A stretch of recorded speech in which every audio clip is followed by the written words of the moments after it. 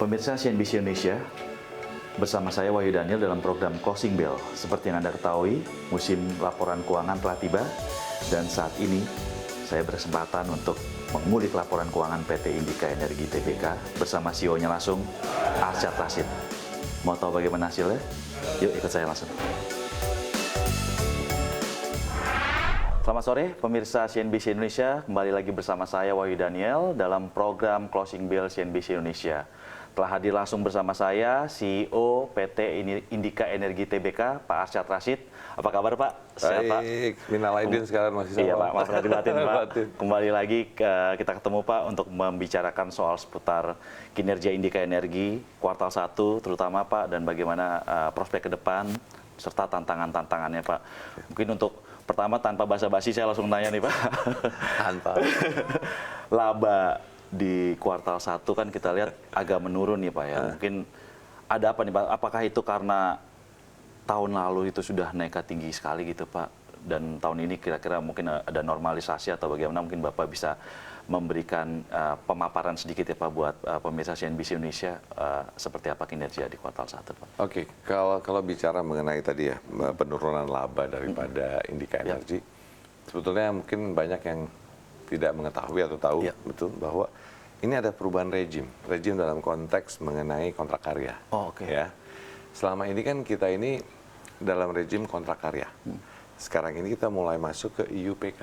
Iya. Oke. Nah itu baru saja terjadi, gitu kan. Nah dengan sendiri ini terjadi dampaknya. Ya. Yang akhirnya nanti ya semua kalau sudah pada pindah ke IUPK, ya kan karena satu persatu gitu ya, semuanya akan mempunyai dampak yang sama. Karena ini memang ujungnya ada suatu peraturan undang-undang baru, ini bagian daripada proses yang udah undang-undang minerba ya. Nah jadi, apa yang terjadi? Nah yang pertama kalau lihat dari sisi royalti ya, effectively tahun lalu itu royalti masih 13,5%. Iya. Right? Nah, tapi tahun ini apa yang terjadi kalau kita lihat effectively, tarif royaltinya itu misalnya contoh itu kurang lebih mungkin adalah 28%. Oh, tinggi juga naiknya Pak. Sorry.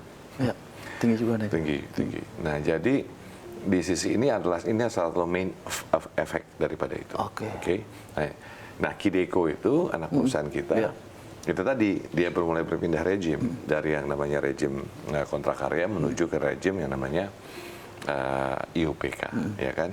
Nah jadi ya itu faktanya, dan bagaimanapun ya kita sudah jelas dengan sisi governance kita, kita harus ikuti, kita mengikuti apapun yang ada. Nah itu adalah keputusan yang sudah ada secara industri dan itu oleh pemerintah. Nah jadi itu yang terjadi gitu, utamanya itu ya bahwa konteks itu sendiri. Jadi dengan sendirinya karena Kideko itu terkonsolidasi dengan Indika Energi. Ya, COGS-nya Indika Energi pasti sendirinya naik karena of cost of that. Dan kalau kita bicara royalty itu di atas loh, bukan di bawah. Iya, betul. Ya kan? So itu main daripada apa yang terjadi dengan di kuartal 1 ini gitu. Nah, di sisi lain ya kita coba melihat lagi nih, kita room of improvement kita di mana yang harus kita lakukan. Jadi mungkin kalau kita bicara mengenai pendapatan itu yang terjadi gitu ya. Dari sisi earnings kita. Nah, lalu kalau mau bertanya lagi tentang pendapatan nih, next pendapatan. Nah pendapatan kita itu juga apa yang terjadi di dalam pendapatan ini? Memang kalau kita lihat memang sendiri juga memang ada harga juga terjadi penurunan, betul kan ya? Iya betul. Penurunan itu sendiri. Tapi walaupun bagaimanapun kita juga mesti lihat, satu lagi kita lihat volume dari Kideko memang tahun ini kita melihat di angka 31 juta pada tahun ini, dan kalau tahun lalu kita bicara 34 juta. Nah jadi ini ada beberapa efek yang terjadi, tapi utamanya balik-balik lagi tadi adalah royalti itu. Itu besar karena itu dari betul. revenue langsung. Pak, kalau dilihat dari permintaan tadi kan pendapatan juga mungkin agak turun juga, harga juga mungkin agak turun. Tapi kalau misalnya permintaan Pak, kan kalau tahun lalu itu kita lihat tiba-tiba ada ledakan permintaan mungkin dengan harga yang tinggi karena kondisi geopolitik yang terjadi. Kalau di awal tahun ini bagaimana Pak refleksi kelihatan? Jadi kalau dibilang mengenai bicara permintaan demand, demandnya nggak turun. Nggak turun Pak? Nggak turun. Demand ya, kita bicara. Nah tapi harus dilihat juga perkembangan yang terjadi. Misalnya contoh, pada waktu itu kan mulainya Ukraine apa namanya dan Russian konflik ya. Langsung kaget pasar kan. Betul. Ya. Dengan sendirinya pada waktu itu harga gas khususnya waktu itu naik. Energy cost, the rest juga naik. Betul. Ya kan. Nah itu terjadi ada. Nah setelah itu mulai terjadi settlement kan ya dari sisi konflik yang terjadi. Nah akhirnya kelihatan wah ini ternyata adjustment-nya mulai terjadi gitu kan. Nah akhirnya harga gas juga mulai menurun kalau dilihat dari sisi itu. Nah ini kan juga dampak dari situ kelihatannya. Jadi memang mengenai market adjustment. Tapi balik-balik lagi kalau bicara demand, permintaan masih tinggi karena walaupun gimana pun ya Ukraine konflik dengan Rusia masih terus terjadi. Betul. Gitu. Cuman mungkin tadi pasar udah mulai realize tapi nggak seini banget sih kayak gitu ya. Nah jadi memang is all about market. Tapi balik lagi tadi, I think the demand ke depannya juga cukup ini. Malahan kalau lihat ini prolong daripada Ukraine dan Russian war, saya merasa sih ini akan terus akan lebih lama ya. Yang istilahnya gini lah. Jerman aja yang tadinya tidak ini dengan batu bara balik lagi. Bukan balik lagi lah. Cuma pada saat ini dia membutuhkan batu bara gitu kan. Banyak teman-teman yang lain juga masih punya batu bara gitu. Jadi kita harus lihat perkembangan yang ada. Pak, kalau lihat harga 2022 dibandingkan kuartal 1, saya dapat data katanya kisarannya 160 sampai 200 per ton Pak saat ini Pak. Kalau lihat dari tahun lalu itu kan lumayan Pak, peaknya sampai 4. Ini itu masih dari sisi margin masih menguntungkan nggak Pak buat pengusaha? Kalau kita bicara kalau kita bicara gini, harga batu bara kalau lihat historically itu nggak pernah diangka di atas 110. If you look at the historical, ini kita ngomong kita mesti bicara dulu nih harga. Kan ini kita mesti lihat ya ini. Harga batu bara itu tergantung caloric values. Betul. Ya, jadi supaya teman-teman juga lihat jangan harga batu bara satu semua dianggap sama ya. Masing-masing kalori beda. Masing-masing kalori berbeda. Ini juga mesti clear ya. Jadi ada yang dari 6.300. Nah biasanya kalau bicara Newcastle itu kita bicara 6.300. Ya kan? Kalau kita bicara di ICCI itu ada beberapa level juga, tapi untuk misalnya Indonesia, untuk Asia itu kebanyakan adalah di bawah itu karena tergantung kalorinya. Ya. Nah, jadi kalau bicara tadi saya balik bicara bahwa kaget juga waktu dengan harga yang begini tinggi gitu. Nah dan sekarang tapi kelihatannya sih harga ini nggak akan turun drastis. Nggak, saya percaya itu ya.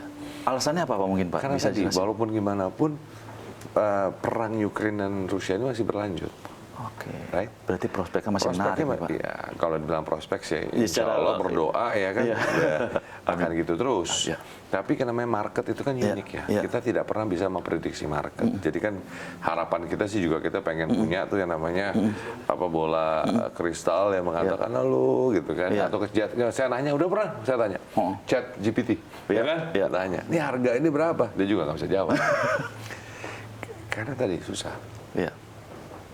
Who pernah mengira harga batu bara akan begini? Betul. Nobody knows. Nah jadi market itu unik, market itu memang unpredictable. Ya. Jadi tapi balik, saya rasa tetap ketahanan daripada harga tetap bisa terjaga di kisaran ini. Ya. Kalau misalkan dilihat sekarang juga kan Pak, ini perang ini kan ya ketegangan antara Rusia sama Ukraina kita nggak tahu nih kapan selesai gitu Pak. Kelihatannya lebih lama loh. Betul, dan ya kan? Kita lihat konstelasi energi juga kan, ya apalagi dia alternatifnya selain batu bara. Mungkin Bapak bisa menjelaskan dari pandangan Bapak sebagai CEO Indika gitu Pak, ke depan ini kira-kira memang prospeknya masih menarik sepertinya nih Pak. Menarik. Jadi gini lah ya.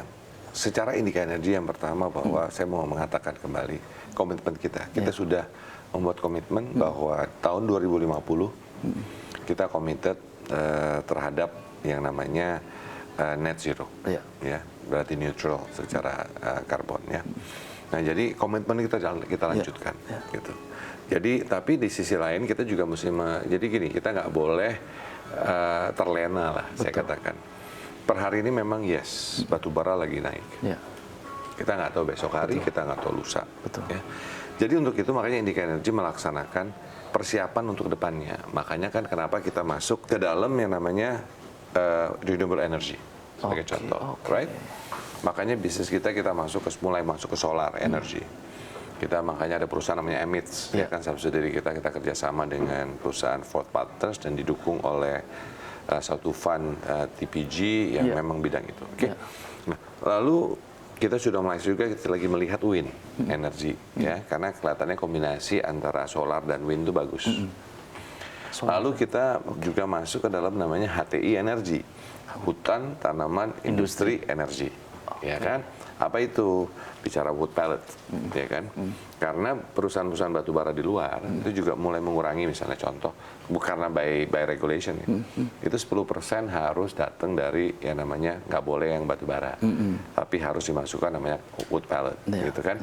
Nah, jadi kami membangun yang namanya hutan tanam industri, ya kan? Itu bagian daripada nature based solution business kita. Itu juga itu, ya kan? Makanya kita juga menyiapkan kalau bicara, nah itu dari sisi energi, tapi kalau kita lihat dari secara buku, kan ini indika energi ini kan you have to remember bahwa kita ini dalam proses transisi. Kita ini sudah merubah strategi kita ke depan. Ya. Kita bukan sekarang indika energi itu artinya energi saja. Artinya energi dalam indika itu adalah energizing Indonesia sekarang. For a sustainable growth. Kita ingin bagian daripada perubahan ini. Nah, jadi dengan demikian, kita tidak meninggalkan energi, tapi juga kita melihat dari konteks yang lain. Itu apa? Sustainable development. Ya.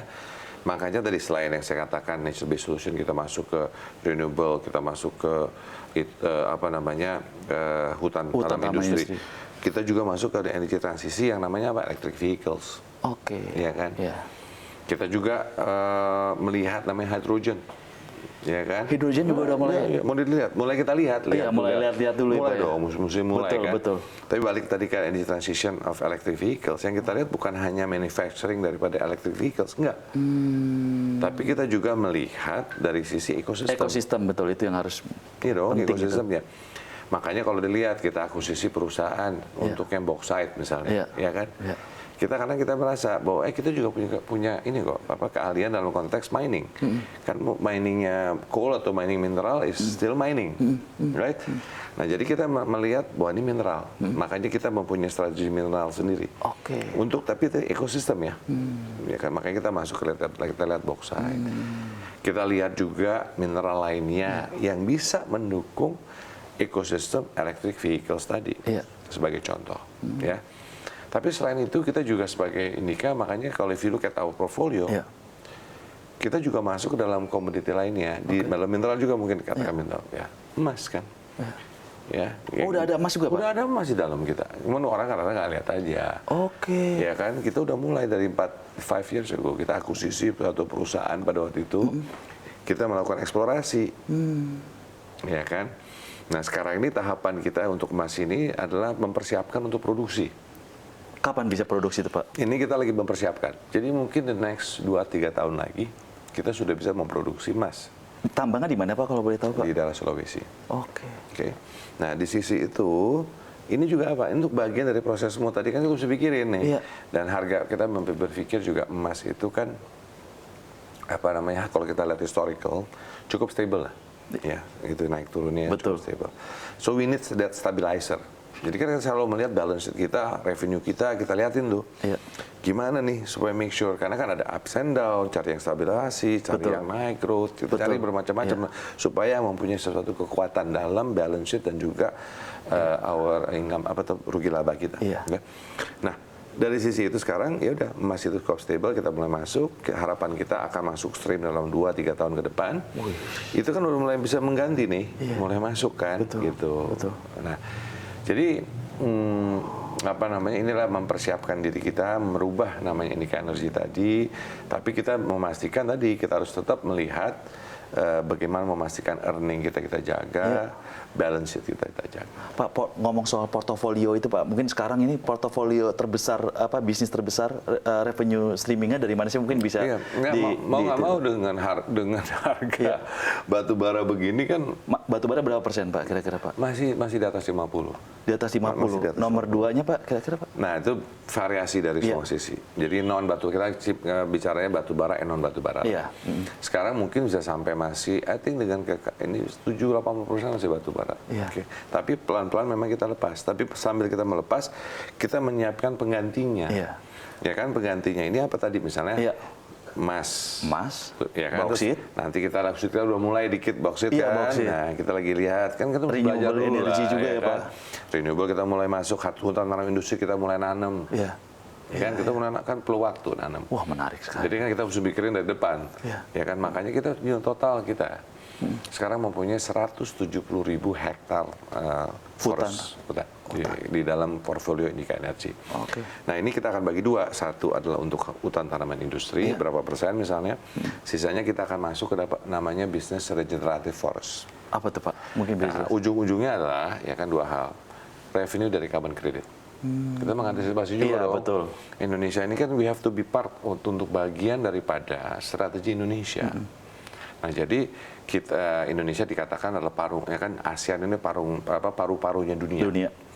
Indonesia adalah yang terbesar. Betul. Kita punya forest ya kan, kita punya kontribusi terhadap namanya oksigen dunia ini besar sekali. Nah kita punya kekayaan itu. Jangan sampai juga tadi kita sebagai perusahaan nasional harus bisa menjadi bagian daripada yang ikut serta dalam itu. Jangan sampai marketnya diambil orang lain semua, bos. Saya setuju, gitu, Pak. kan kita mesti jagain. Seru obrolannya. Kita lanjutkan lagi Pak setelah yang satu ini. Pemirsa, obrolan dengan Pak Arsyad akan kita lanjutkan setelah yang satu ini, tetap di Closing Bell CNBC Indonesia.